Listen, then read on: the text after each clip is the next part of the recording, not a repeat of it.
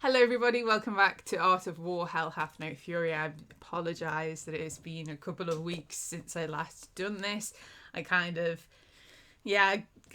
just got myself into a little bit of a rut and I haven't really been doing much of anything. I've been sort of battling physical and mental well-being and just trying to keep going as many people are, but life's starting to get back to normal, and for the first time in about 3 months I have the house completely to myself. It's so quiet and lovely, so I thought I'd take advantage of it and jump right back in. We are up to chapter 18 and I left it on a bit of a cliffhanger. I'm sorry, but we're finally going to find out what happens now, so let's jump back in. Chapter 18. I, the Demon of Wrath, appreciated it when a plan finally came together. It might have been one of his most favourite things in the world if he cared about anything other than his current objective, the target of his vengeance. As exhilarating as a hard, decisive kill could be, there was an artistry to be found in dealing out death in cold, bloody revenge. Sometimes his art required a defter touch, the ability to get into the head of his prey, to wear them down and make them wish for it to end long before he granted them the privilege. Half the fun could be in the preparation, in the foreplay. Killing didn't also always have to be a rush to the bloody finish line. It could be savoured, drawn out, so that when the moment finally came it was worthy of the effort, of the chase. This had been a pursuit that he would relish ending for quite some time. He'd spent far longer in Marytown than he'd ever cared to, a place he'd visited once before, eons ago. His goal back then had been the same as his motive for re-entering the town: infiltrate the border and subdue his target, deliver her to his king for punishment. Perhaps after taking her to a private, secluded place to spend some quality time with her before the job was done, the ire of his demonic overlord satisfied, his wrath satiated. Or it should have been, back then. Wrath's target had proven herself impossible to hunt down, having gone to ground following the royal ass-kicking Azazel and his embittered sons had given to her. Wrath had spent a handful of weeks meticulously scouring the area, the first demon to treat the so-called pack as the bullshit piece of propaganda that it was. After all, it was doubtful that Mammon had actually left the area. Unlikely that she'd left the town at all. Unlike the angels, he'd never fallen for the illusion that she'd retreated to lick her many wounds, rebuild her army of sycophants. Wasn't her style. She was far too arrogant to admit defeat. And so he'd searched, finding faint traces of the betrayer dotted across the land, but he'd never gotten the reckoning that he'd sought. She had been, and still was, the only one to have ever escaped from his clutches, the one that got away, for the time being at least. Their moment would come, Wrath knew this. It was inevitable. That was why he hadn't rushed headlong into this latest mission. If he played his cards right, he could fulfill the parameters of the Dark King's orders, and also have the betrayer's black heart beating like a bloody lump of muscle in the palm of his hand, a kindly gift to present to his master alongside the heads of those behind the murder of his precious little pet, the icing on a bloody celebration cake. Once Mammon was dead, the king could do whatever the hell he wanted with her, bring her back, rehabilitate her, pry the demon from her bloody corpse and give it a fresh and more worthy vessel to whore around in. Wrath didn't give a shit so long as the killing blow was his to land. He was going to end that traitorous bitch brutally and without any hint of mercy. He'd earned it, yearned for it. It was the only way that the wrath he felt towards her would be tempered. The only way. And the Dark King knew this. For as long as he could remember, there was nothing he'd wanted more than to kill his oldest friend turned nemesis. Nothing. And now he'd been given the opportunity to finally claim his prize. If he could make the most of the opportunity that he'd been granted, if he played it smart, not stupid, if he didn't charge in like a Nephilim on their hunt and not take into consideration what might happen after his target was dead, yeah, this time it would be different. This time he had a plan. This time the betrayer would be his. Nothing less would satisfy. Breaking from his position underneath a streetlight that had illuminated him like a twisted halo, his thoughts become less focused on the female that he intended to slaughter and upon the one that he'd successfully isolated from her impressive group of allies. Physically similar to his ultimate target, the human was blonde and quite beautiful, with all the same womanly attributes and then some.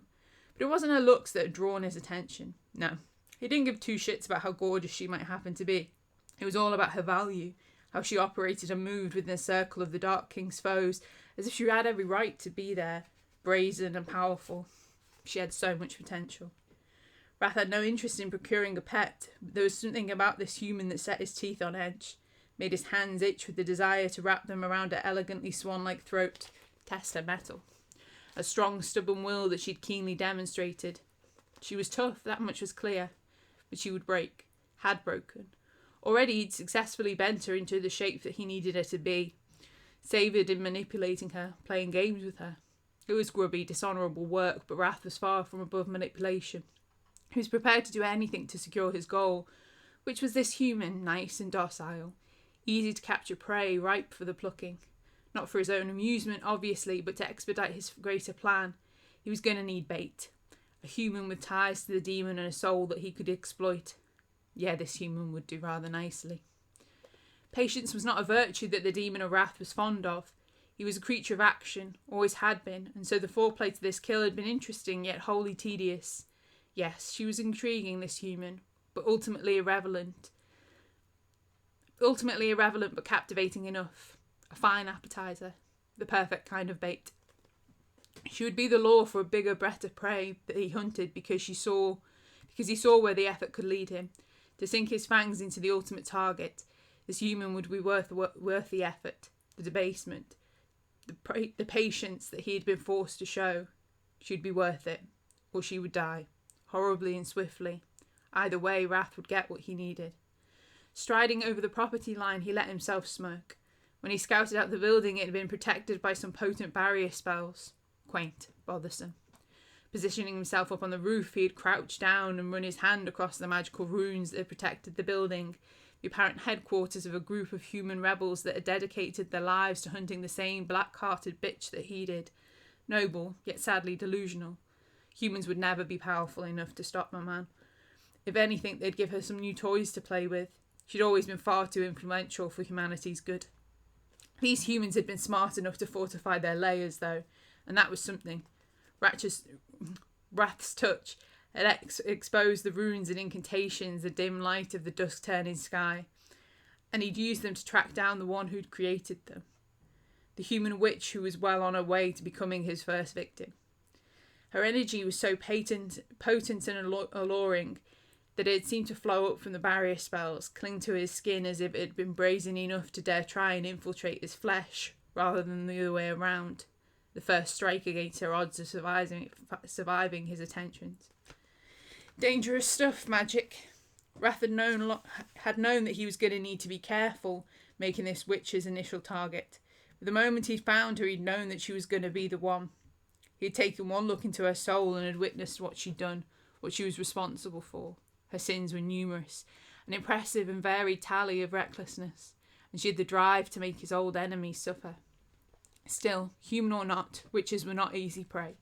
He'd been sure to lay the groundwork, prepare the field of battle so that it favoured him, and when the time arrived, all that he needed to do was whisper into her ear, persuaded that his will was greater than her own, and encourage her to disable her private protection for him, open up the door to him, render herself vulnerable, awestruck, exposed, all for him. She was now putting in his hands. Such an accomplishment might have made an arrogant demon pity her, think lesser of her. Wrath had plenty of self-assurance, but he wasn't about to become that kind of idiot when he was a casual stride away from claiming what he'd come for. He knew too well that such a small acquiescence didn't make her fragile or weak, nor did it eliminate the threat that she posed, the power that she was able to wield. She was potent, powerful, strong, and exceptionally iron-willed. The demon of Wrath knew that he was more than capable of handling whatever bewitchments or hexes that she might dare throw his way, but she was still a dangerous creature for him to target, a worthy challenger. A pity that his caution wouldn't spare her. Not now. Not anymore. The moment he'd been waiting for finally presented itself, and he was ready to take it, eager to act, to subdue her, take her away to his nice, quiet, safe house, where he could show her the error of her ways and make her beg and plead and cry for him to show her mercy. It was never going to happen. Sorry, sweetheart. Patience was a virtue. Wrath didn't need any. The universe could shove its morality back where it could no longer enforce its bullshit on his brutal methods. Give him wildness. Give him revenge. His target was about to learn her first and very important lesson. Never let down your guard, because Wrath had come for her. And he was no longer prepared to be patient. As he got closer, he saw recognition register in her eyes. It made her audibly gasp. Good. He wanted her to know that he'd bested her. He wanted her to be clear about how he'd won, that it had been as much her fault as the initial crime that had brought him to her door. She'd recognised the darkness that she'd summoned, embraced, and now she'd simply stand there like a good girl and take her due punishments. She would not scream. She would not flee. She would not fight back. Because she'd done this. She'd made it happen. This human witch had summoned Austin Lasser, lured him into a trap by offering herself up to him, a prize to be claimed. That fool had also always been so attracted to beautiful things, yearning to drape them all over himself like it would improve his standing within the Dark King's court. This brazen female would have been a hell of a mark, gorgeous and powerful enough that Wrath could easily imagine her summoning an entity as spineless as the king's beloved pet, fooling him into believing in her potential, in her lies, distracting him with all that she had to offer. Fool deserved his fate, being so goddamn gullible. The impressive female Nephilim had played him like a fiddle, using her witch as bait. Ironic that the same weapon would now be used against her. Knowing that he held this female captive, controlled her without lifting a finger of threat or intimidation, Wrath felt her gaze rake over him, more than a slither of consideration in her appraisal, more than a little fear. Not a thing he usually gave much of a shit about, but with her it made him contemplate what he might do while he had her in his charge.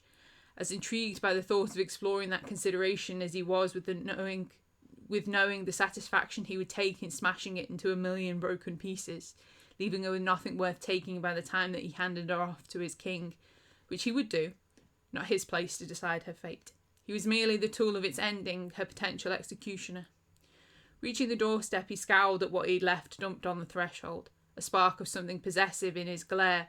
Stupid, but he felt it anyway. Sorry, I just had to sneeze. Where was I? Reaching the doorstep, he scowled at what he'd left dumped on the threshold, a spark of something possessive in his glare. Stupid, but he felt it anyway. The bastard was dead. Those eyes wouldn't be getting to look upon any female ever again, let alone this one. Sucked to be him. Up close, the human was a lot more striking than she appeared from afar. Her eyes were so green, so expressive that Wrath thought that he would easily be able to pluck them out, offer them to a dealer of precious gems, and demand anything that he wanted in return. Priceless. Her long lashes fluttered up at the brink of her demise, caught in his trap like a butterfly in a jar, bashing its fragile body against the glass over and over in a pathetic hope that it might be able to break free from the scrutiny that it had been caught in. Was never going to happen. He wasn't about to free her, let her fly away now that he had her in his sights. The blonde lengths of her hair were plentiful and healthy. Her skin was flawless, save for a small beauty blemish on her cheek. She was so obviously vain, taking time and care over the perfect facade of her physical appearance, that Wrath had to admit he'd witnessed her looking a lot more preened than she currently was, standing in front of him on a windswept driveway in the middle of the night. But then he'd been following her for most of the day. He'd watched her closely and knew that she'd been attacked by the kind of twisted, unnatural things that a place like Marytown attracted. As her fascinating feminine form had been knocked about the place by a precarious entity that she had done remarkably well to defend herself from, he'd been close, observing with interest. Scary business, that. But she'd proven herself capable, resourceful, tough as nails.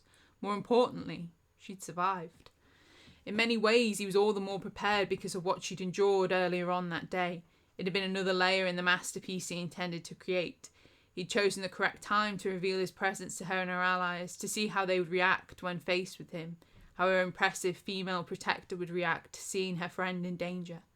Knowing that it had been the incorrect time to strike, take her from them, he'd used it as another moment to observe, to learn. His actions had been perfect. And once it had all been over, his target had been so exhausted that she'd let down her guard, relaxed enough to let him start whispering into her ear, into her mind, all over again.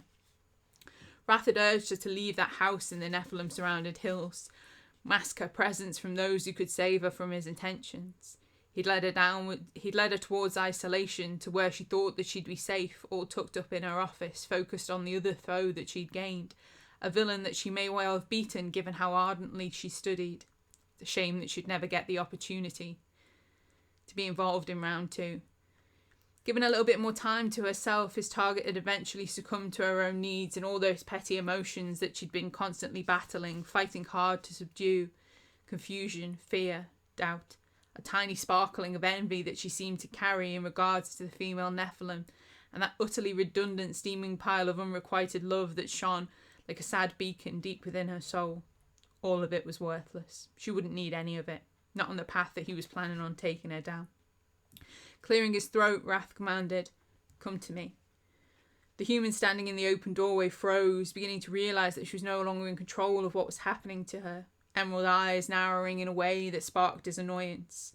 As deliciously cruel as it was to witness her understanding the predicament that she'd gotten herself into, it was a risk, a dangerous, potentially plan-destroying risk. Should have killed her when she'd been standing outside that human clinic and be done with it. Should have left her body there in the street for the Nephilim to find, taken that plucky young warrior instead. After all, that one had history. She understood how the game was played. This potentially explosive dynamic was getting old quickly, and Wrath hated having to repeat himself. He really did. Biting down on his annoyance, he lied. "I'm not going to hurt you." "What are you going to do to me?" she asked, letting him hear that rich accented voice that singled her out as being unique amongst her peers, not of the land that she found herself ardently fighting for, a curious outsider. "Get over here, maybe you'll find out." The witch shook her blonde head. "I don't think I should do that." "You will, though," he told her, because she would. It was inevitable. The witch appeared to agree as she stepped over the threshold, taking great pains to not get the dead demon's head anywhere near her in practically high-heeled boots, footwear that appeared to have no practical use save to emphasise the length of her shapely legs. She was already a fair bit taller than most human females without them, another symbol of her vanity. As she stepped into what could be considered the demon of Wrath's personal space, she still had to gaze up at him, though. He was a hell of a lot bigger than her, almost dwarfing her completely with his stature, his physical presence. But she didn't seem intimidated. Her chin raised in what looked like a hell of a lot like defiance, and she held her nerve, almost daring him to call her afraid. Remarkable. Reckless. He wasn't a male to be challenged. Therefore, while her attention was occupied on whatever she could have been thinking as she held his hair, he willed the door behind her shut, cutting off her only possible escape route with such abrupt force that she physically jolted, not expecting the bang, which made him smirk. Couldn't help himself. The air surrounding them was chilly, partly because of his natural energy flow and the seasonal shift in the weather. His favourite time of year, autumn, was a time of natural decay that came swiftly, didn't hesitate, making way for the cold of winter to dominate the mortal realm, the vanguard of harsh days to come. As he stared down at her, his target's upper lip began to quiver, and her skin appeared to prickle. But it wasn't just from the cold, nor was it from fear. What she felt right there in those eyes, in a gaze so astute. She'd seen him for what he was and witnessed her death looming on the horizon. But he told her that he wasn't going to hurt her, and God helped her. She believed him. She wanted to genuinely know what he was going to do. There was anticipation, a longing. She was as ready as she was ever going to be. Dipping his eyes to her neck, Wrath found them drawn to one of the things that had attracted him to her in the first place. Etched into the flesh on the right-hand side of her throat was the visual evidence of her crime, and confirmation that Lasser had failed in his attempt to claim her. Once again, the seemingly ordinary blemish called to him, tempted him as it would any of his kind, even the ones who didn't have the same taste for what lay within that flesh as he did, because to them, to all of them, it was a beacon, a visceral question that had yet to be satisfactorily answered. Spurred on by its proposition, the demon found himself reaching out, and with a single fingertip traced the thin, perfect slice. The physical contact made the female flinch, as if his touch smarted, but she didn't jerk away, didn't vainly attempt to persuade him not to touch her, to leave her alone. Her breath appeared to get caught in her throat, and the pulse skipped a few beats beneath his fingertip, but still she held her nerve. So remarkable it drove him on, made him curious, made him entranced. Momentarily he contemplated if it would be foolhardy to taste her, even a little. The pulse in her throat seemed to dance, to call to him, so thick that he could taste it upon his tongue, and imagined that so could she, the sensation making her the tip of her own little pink tongue peek out as she moistened her mouth, swallowed in a way that made her throat constrict, an enthralling motion.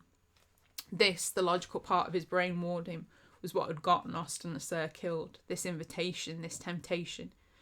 She was an enticement in the guise of a beautiful gift that boasted so much potential, so much power, and so much promise. She was also a sinner and a killer, one that had been royally condemned by the Dark King and fated to be executed by Wrath himself. She was not something to be admired, to be pondered over. The demon's voice sounded woefully affected as he told her, "I'm going to take you away from here, and you're going to come with me, willingly." "Okay," she appeared to concede eagerly.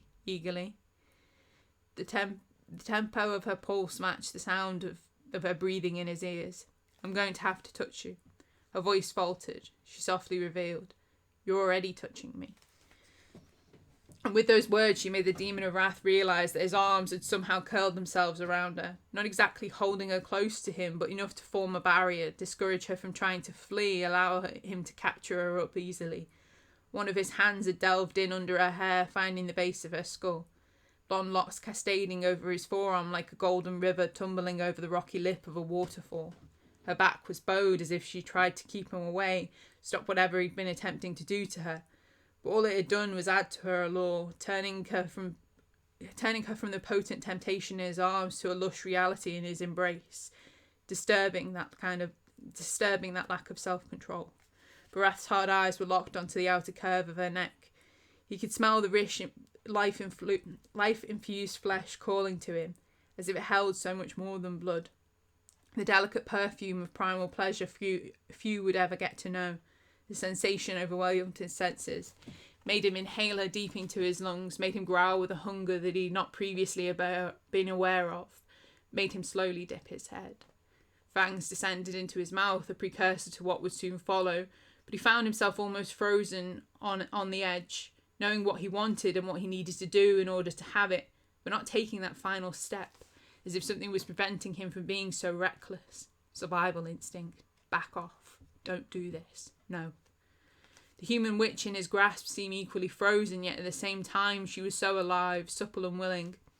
The power within her seemed to be right beneath her surface, its warmth flushing out her skin as she appeared to be murmuring something. Sounded a lot like begging. Impatience. Go ahead. Do it. Yes.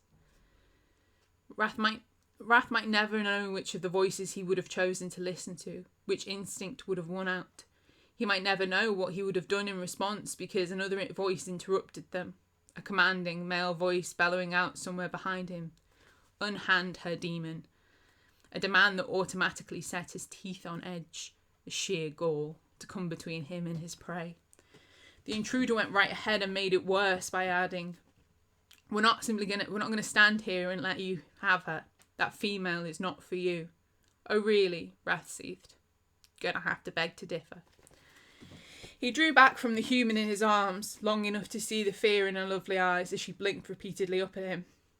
And he made a decision.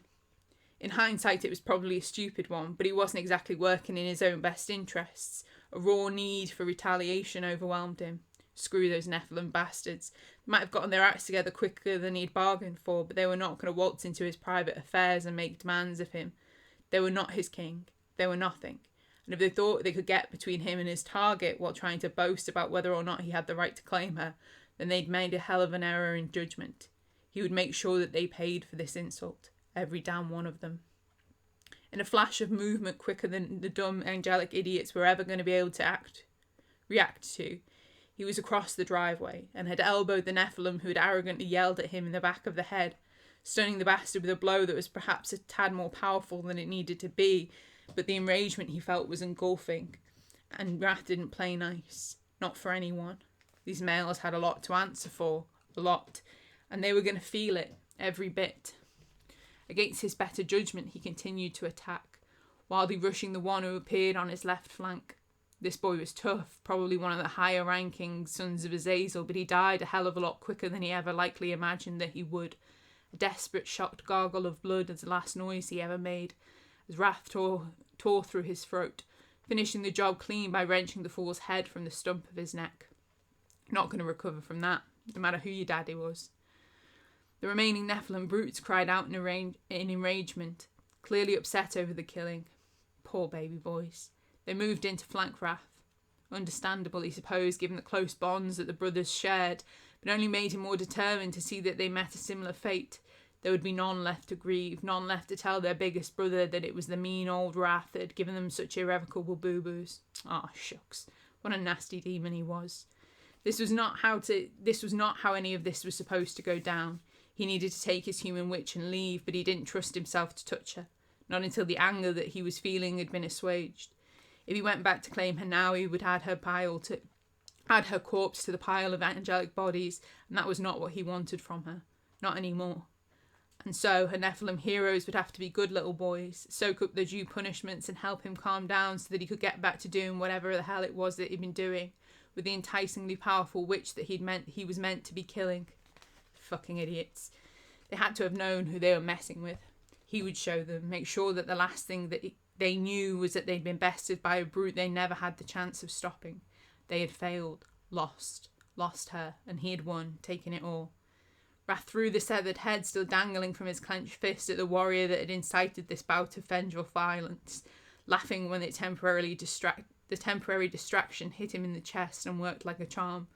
Because the idiot floundered, didn't know what the hell he should do with the sacred remains of his kin fallen in battle and then used as a bloody beach volleyball. What an absolute imbecile. Didn't deserve the rank of being called warrior.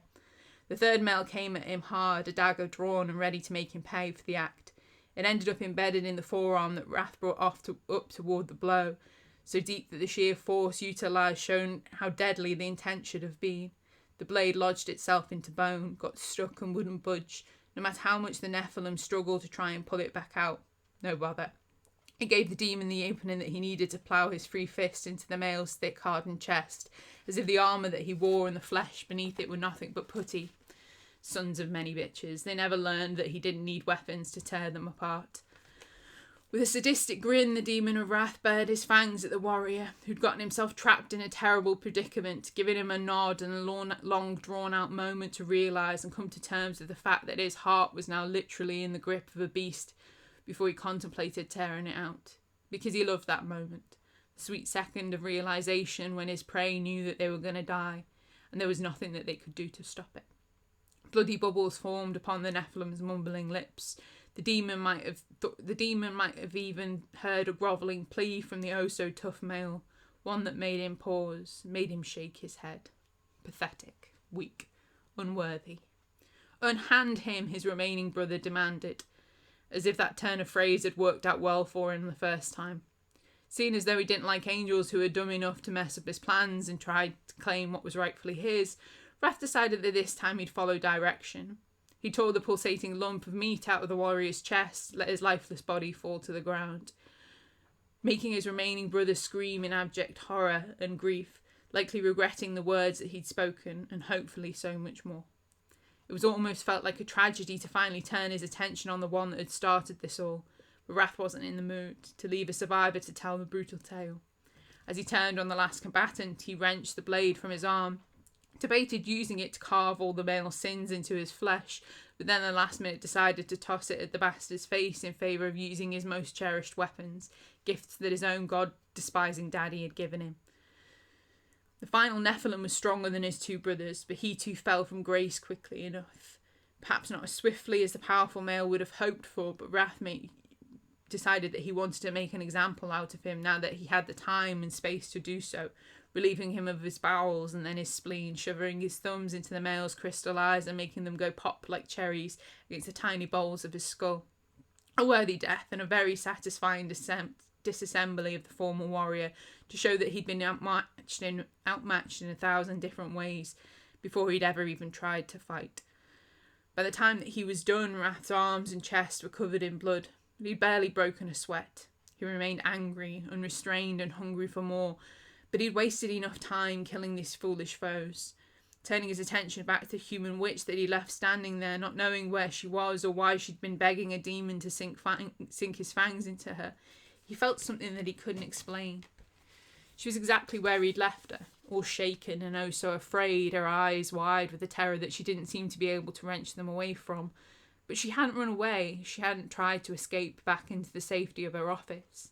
She'd simply stood there, watched as he decimated the warriors who rode in to foolishly rescue her. Good, knowing that what he was capable of would keep her in line, even if his influence over her had begun to wear annoyingly thin. Better this way, he decided. No more demeaning manipulation. She needed to know the stakes of the game that she was about to play. She would come to heel willingly, or she would die just as horrifically. Taking his time to make sure that she was watching him coming for her, he crossed back over the driveway, reaching out with his gore-covered arms, encouraging her to return to him, acting upon an instinct that he didn't truly give enough fucks about to understand, because it didn't matter. She was his. He'd fought for her, killed for her. Now he'd claim her. However, as his strong, bloody grip encased her biceps, and he went to pull her into his body, her hands shot up as if they would dare try to push him away, keep him from her, keep him at a safe distance. Her palms made contact, flush against the centre of his chest, and that was when it all went to shit. It turned into an even bigger disaster than it had already been. A surge of golden, almost molten power burst from her hands, and it struck him like a bolt of sunburst-infused lightning directly into the sternum. It staggered him, knocked him back, almost taking him off his feet, which would have been errant enough had the assault merely been physical. But the power, her magic, ripped right through the core of him and tore his own power out from deep within, so violently that it whirled around the two of them like a hurricane and made the atmosphere itself quake from the impact of his cold wrath smashing into her hot magic. An effect that wouldn't go unnoticed, bringing every Nephilim in the area down to bear upon the duo. Not exactly the clean, painless extraction the Wrath had been seeking. As if he would be stupid enough to believe that it hadn't been her goal, the witch's bright emerald eyes went exceptionally wide, and she attempted to blindly protest, crying out, "That wasn't, I didn't mean it." But he didn't give her a chance to explain, to make her excuses. Fucking witches and their fucking magic. Growling in her face, he shoved her away from him so hard that it made her stumble off her stupid high heels and fall back onto the doorstep, where she landed hard, right on top of the mess that she'd cautiously tried to avoid earlier on. With an appealing squeal of pain and disgust, she clutched at her hip like it had been injured, and scurried away from the decapitated head, not ceasing until she was tucked up into a ball in the corner of the doorway. Beautifully done. He couldn't have planned it better. Eyes filled with a fury that was self-righteous and exhilarating to behold as his own, she glared up at him, incensed. That pulse of hers pounded loud in his head, spiked with adrenaline and fear. All the things that naughty little girls were made of. And the demon of wrath wanted it. The need now all but consumed him. Not simply to make her pay for the attack that she'd just launched upon him, but because he had to have her. He needed to, in ways that he didn't understand. "Stay down," he demanded, pointing an extended finger in her direction. And then he had to duck fast because a fresh wave of Nephilim emerged from the ether, blades blazing. These 6 were tougher warriors, one of which he thought that he might recognise, had fought before, but he couldn't be sure. They all looked the same to him, all big and brawny and dark-haired, all cut from their bastard father's genetic cloth. Azazel must have been so proud of his boys. What a waste, the demon thought, as he smirked at his lovely frightened female and took up the challenge they posed, driven in no small part by the fact that he knew that she was sitting there watching everything that he did, because once again she couldn't help herself, she couldn't look away. The Nephilim were organised, determined and enraged, seemingly under the impression that the demon of wrath had attacked the human that they'd come to save when it had clearly been the other way around. He was the besmirched party here. Fucking clueless angelic bastards. This lot were killed as brutally and efficiently as their 3 brothers before them had been, a slaughtering of poor little lost lambs who should have just gone home, wagging their interfering tails behind them, rather than sticking their noses where they were not wanted. But it would be used to prove a point to the witch that they seemed eager to try and rescue, one she seemingly hadn't learned from the first round of violent demon on Nephilim showmanship. Once they were dead, Wrath decided that he was going to take her somewhere far from their foolish reach. They'd never have to concern themselves with their safety, ever again. Should have simply let her go. Would have been easier on all of them, but mostly her, because now she was going to suffer worse for the sins that they'd committed against her captor. For all they had done trying to keep her from his arms. Blood flew, teeth flew, limbs were torn off. Another heart crushed and another head ripped from another set of broad shoulders. It was a good fight, enjoyable and fulfilling in every way. But once there were 6 more Nephilim bodies on the ground, the fortunately wide driveway was starting to look a bit unseemly. Not the sort of place for a lady. The time for the 2 of them to leave. Also, Wrath might have sort of crushed the front end of Also, Wrath might have sort of crushed the front end of a car by tossing a Nephilim on top of it with enough force to break the frame and shatter the warrior's spine. So there was no chance of them driving off into the sunset together like in all those romantic movies that he'd never seen. As he moved towards her, feeling an ounce more satisfaction in the way that she tried to scurry back further away from him, as if there were anywhere that she could now hide after what she'd done to him.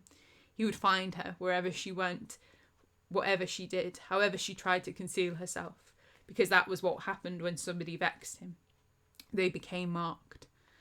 As his eyes raked over her frightened form, Wrath knew that she needed to die. It would be the only thing that would satisfy what she'd conjured up within him. No matter how many Nephilim might now fall, throwing their bodies between the two of them, this fury was on her, and her alone. She'd done this, and she was going to have to be the one that paid for it. Pity. It really was. The Demon of Wrath had been doing this for a long time, and aside from one notable exception, nobody ever escaped from his vengeful reach, and nobody ever would again, not even this lovely witch. But for now, he needed to get her out of there, take her somewhere where they could be alone. But of course, as if the whole fucking universe fucking hated him, a third and final wave of Nephilim decided to show up. Only this time they didn't rush in and attack him. Instead, they defended, preemptively positioning themselves between where he was walking and where he wanted to be, forming such a mountainous solid wall of muscle that he could no longer even stare down at his lovely scared witch without there being a fucking Nephilim blocking his view, and that encroached upon his last nerve. He'd have to kill them to get to her. He would have to. Wrath, I presume, the one in the middle said placidly, as if he didn't feel threatened by the incoming slaughter that was about to rain down upon him and his brothers. Such blatant arrogance, but it was nice to see that at least somebody around there had the common decency to recognise the beauty of his handiwork, even if the two of them had never met before, at least not face to face, about to brawl to the inevitable death. The demon stopped in his stalking tracks, simply to savour the moment. For this heavily set male was not a grunt, neither were the two that were standing by his side. They weren't even simply high-ranking. It was Azazel's most prolific sons, headed by the male that Wrath had observed earlier on that day, leading the pretty female Nephilim up into the hills to where he had left the other half of Austin Lasser out for them to find. Witnessing their exchanges, Wrath had noted the metaphysical and emotional bonds between the female and Azazel's so-called favoured son, planned to somehow abuse it in the future because affection was a weakness that was simply begging to be exploited. Maybe now he could do that, leaving the female fighter without her big, strong male counterpart, deprive Azazel of his bestest boy, leave the warriors without their leader, rudderless, lost. Not suggesting it was going to be easy. The warriors that had the top dog's back were a fierce, unmovable unit of power that Wrath would certainly be able to disrupt if he wanted to, but not without there being a cost, especially seeing as the one on the left-hand flank glared at him as he was eager for the fight to begin. Seeing the carnage that had already been made of his brothers, deciding that the only recourse for such a mess was to add the corpse of the demon who had dealt it to the large, now slowly decomposing pile. Fair enough. Wrath liked his style, but that wouldn't save him. The demon was no longer in the mood to play games. He wanted what was his. No, nothing was going to stop him. Royally fed up, he charged at the leader of the pack, intending to hit hard and fast, maybe do some damage before the other two got a chance to react to the attack. But the favoured son was faster, expertly dodging a blow that would have been stiff, brutal. As the Nephilim whirled back around, Wrath made damn sure to be gone, utilising the split in the atmosphere that the humans like to call the ether to mask his presence and allow him to move around the battlefield without being seen. Easier to do than usual, considering this power seemed to have ruptured a convenient fucking hole in the thing for him. He'd have to thank his witch for that unintended boom. He came back out behind the Nephilim that had been giving him the evil eye, and in a flurry of movement had roughly tossed the third brother across the driveway and wrenched his new target up in a vice-like grip, one arm around his shoulders and neck, the other hand buried into the idiot's long dark hair, yanking his head backwards and exposing his throat. Wrath didn't bite the son of an angel-loving bitch, but he made sure his big brother got a spectacular view of his fangs to make sure he knew the threat that the big bad demon of Wrath posed to another of his kin, exploiting that familial affection, you see, all part of the plan. The Nephilim warrior he had hold of bucked and contorted in his grasp, trying to throw him off, likely to save some face, but it wasn't going to work. Wrath was bigger and stronger and all the things that this male would never be, and he kept him exactly where he wanted him to be. Had to be embarrassing. Oh well. The favoured son momentarily appeared like he was going to try and rush them both, but his brother yelled at him not to react, likely because he knew it would get him killed. To that, Wrath bellowed, "Let him come." But instead, a throwing knife appeared in the hand of the leader, and it flew through the air. Wrath, contemplating letting it hit the bastard that he was holding right in the heart, teach his brother a lesson, but the male instinctively seemed to be in on the game and jerked his body quickly to the side so that the blade struck. It hit the demon, holding him right in the shoulder, the act probably designed to get him to flinch or to cry out, to release his poor hostage, maybe even plea for mercy. Wrath glared at the bold Nephilim, maintaining his grip. The big male simply stood there and shrugged. Didn't seem to care, which made Wrath chuckle. He warned, "You get that one for free." The favoured son placidly responded, which was all that she needed. Before the demon could request some clarification, the front door of the building opened and his witch had scrambled up onto her feet and was darting over the threshold. Wrath briefly caught a glimpse of her face before it slammed shut behind her, the sound rocking his hearing like the clanging of a prison cell. Fine, if that was how she wanted this to be. He could play warden. All she was doing was trapping herself inside of a cage. Her magic flared up, illuminating the air around him as her down barrier spells were swiftly re-established, and she single-handedly undid all the hard work that he'd put into getting her to disable the fucking things in the first place. Treacherous witch. Really was going to have to teach her a lesson in manners. The residual magic from the initial assault was still lingering in the air, combining with his own in a sort of courtship dance. And so, while he felt the protective warding urging him to back off and go, never to return, he wasn't immediately compelled to leave. He wasn't cast out. He still had a little bit of time. Unfortunately, he seemed to have also suddenly lost the will to bite a giant hole in the throat of the Nephilim that he'd taken captive. So there seemed to be little to hang around for. There'd be no more fighting. His beloved backstabber of a witch had ensured that too. Still, he made sure to tell Azazel's favourite son, "Well, damn, looks like I'm going to have to visit your pretty female instead. Odd she's not here hanging out with you all. Wonder what she's up to right now." There was a raw flash of personal outrage in the hard diamond eyes of the impressive Nephilim male, but he didn't lower himself to take the bait. Of course not. Unlike his brothers, this one wasn't an impulsive idiot. Still, the demon couldn't help himself. He goaded the male further with a half-serious offer. "Tell you what, you boys go back over the border where you belong. Let me go in there and get my witch, and I won't paint the whole of Marytown with the guts of Gadriel's daughter. Deal?" "We don't make deals with demons," the third warrior spoke up. It seems as though Wrath had all but forgotten that the male was even there. He doubted that the warrior had that kind of authority.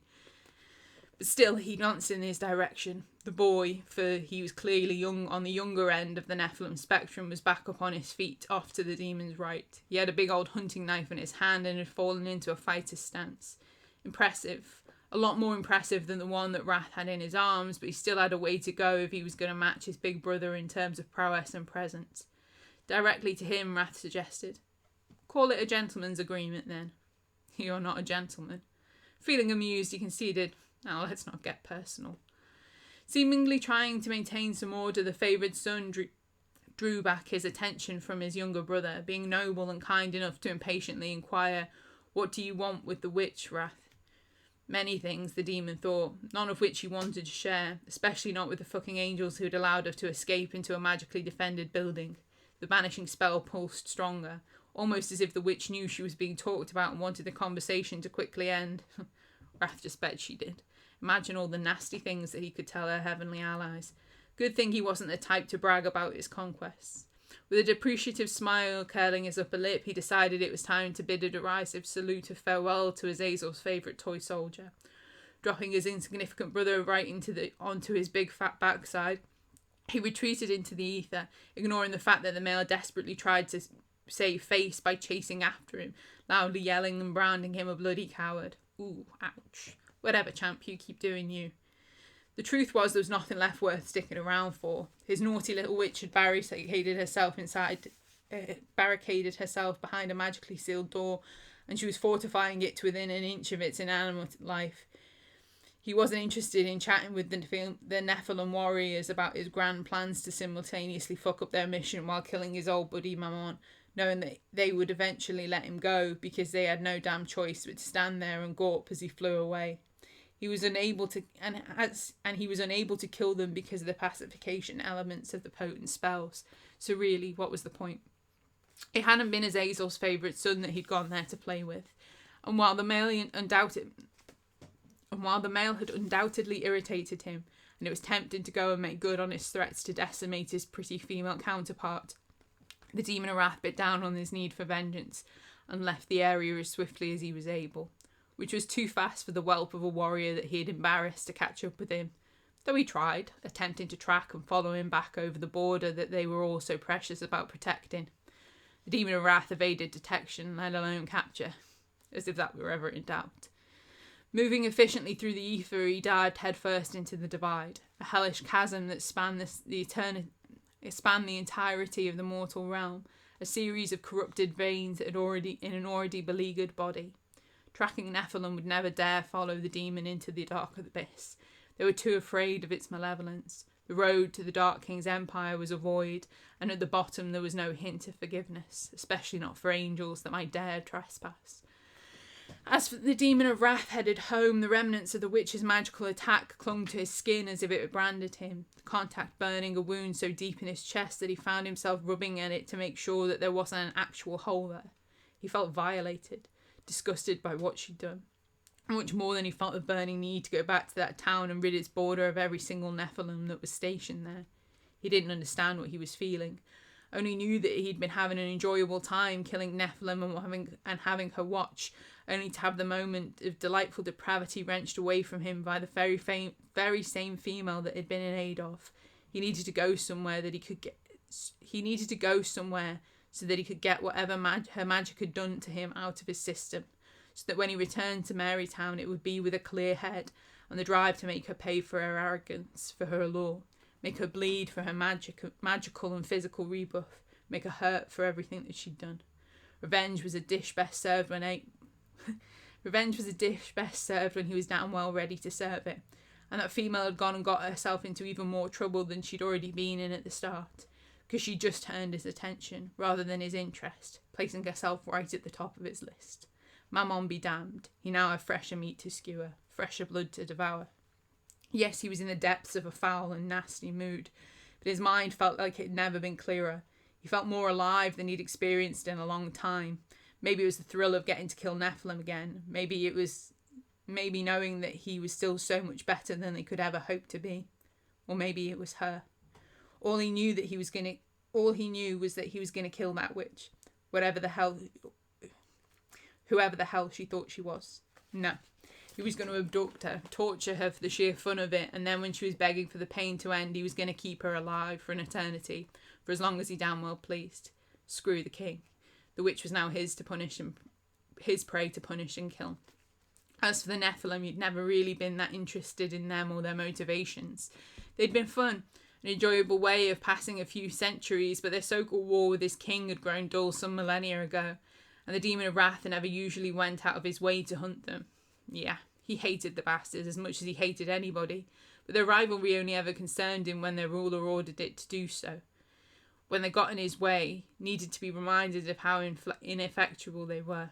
Fighting and killing were both in the demon of wrath's blood. It was what he'd been created for. But only the truly brash went out in search of a constant, never-ending battle, the so-called hunt. To him, Nephilim had been sport, an occasional way to fill the time whenever they did something the Dark King took grave offence to. Truth was, they were insignificant beneath him. Now, however, he was interested. Now he would go to war. If Azazel's precious offspring wanted to stand between him and what he wanted, fine. He would see to it that every single warrior paid for their indiscretions, of which he knew there were many. They'd fucked with the wrong demon. He was going to do things to them that they'd never recover from. He would take from them all that they had, leave them with nothing, starting with the watch of the hunt's favoured son.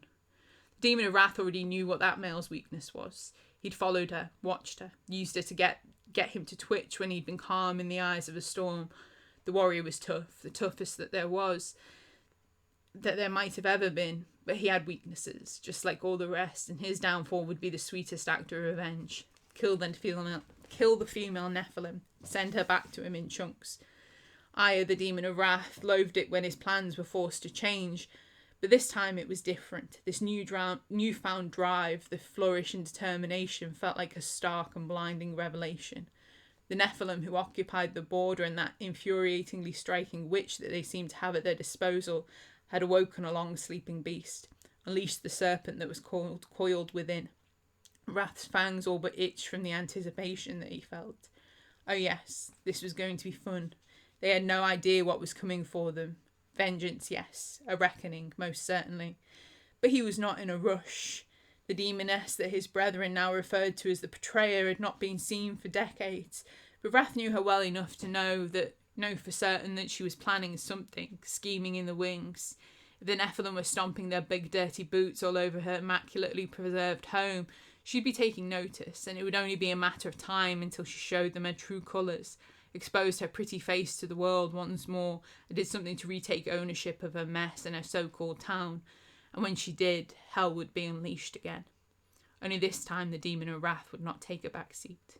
He was not like his demonic peers. He cared not for power nor his standing.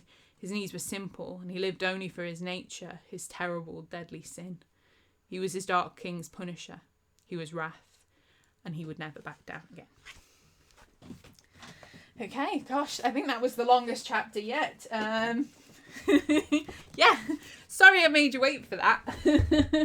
That was quite a tricky chapter to have come back to after not reading for a couple of weeks. So I apologise if I stumbled over a few things there. Yeah, it's okay. Olivia's not dead. I hesitate to say that she's fine, but she's not dead. But yeah, there may be trouble ahead. Who knows? I love reading and writing Wrath. He's a lot of fun.